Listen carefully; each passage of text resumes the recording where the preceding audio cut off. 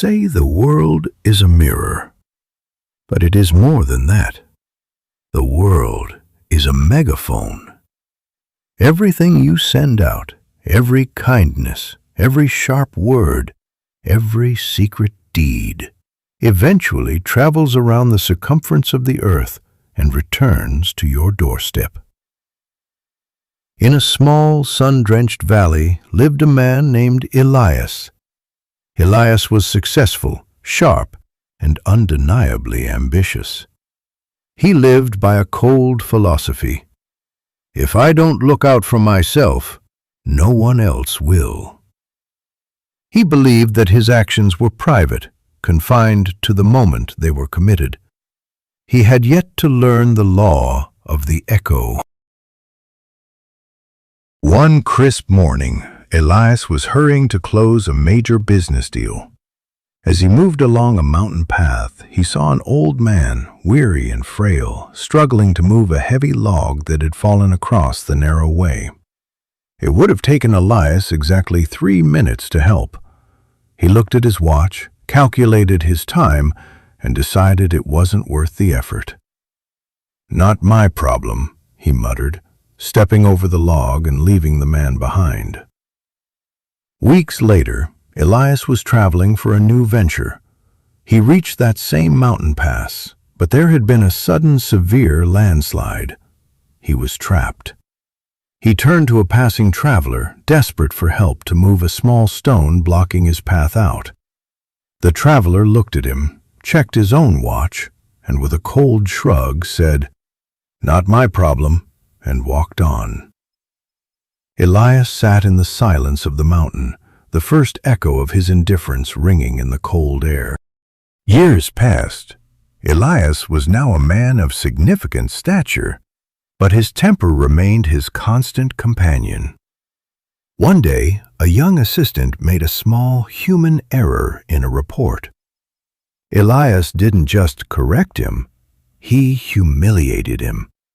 He used harsh, stinging words that cut deep into the young man's confidence.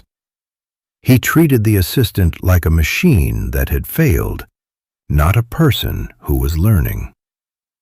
5 years later, Elias faced a crisis. His company was failing.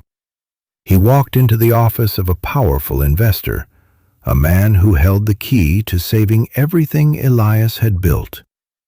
As he sat down to plead his case, the investor looked up. It was the former assistant. The man looked at Elias with a calm, hardened gaze. "I remember the words you used, Elias. They didn't just teach me to be careful. They taught me that people are expendable. I learned my leadership style from you, and today I'm afraid I have to be as cold as the lesson you taught me." The deal was closed, not for Elias, but against him. Elias sat on a park bench, older now, the weight of the echoes finally catching up to him. He realized that life wasn't a series of isolated events. It was a chain. He saw a young child playing near a fountain, struggling to reach a coin that had fallen out of his hand. Elias stood up. His knees ached.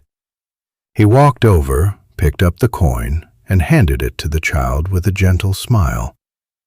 It was a small act. It was a quiet act.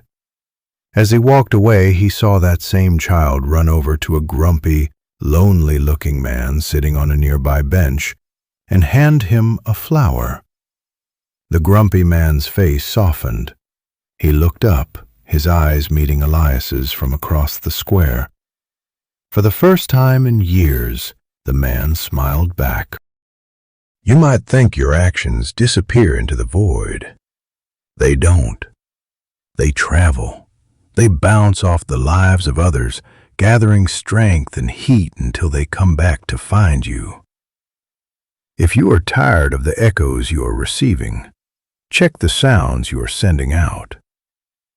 You are the source of your own harvest.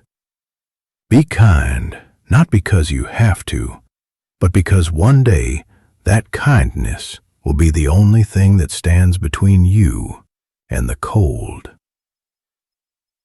In the end, we don't just live in the world, we build it, one echo at a time.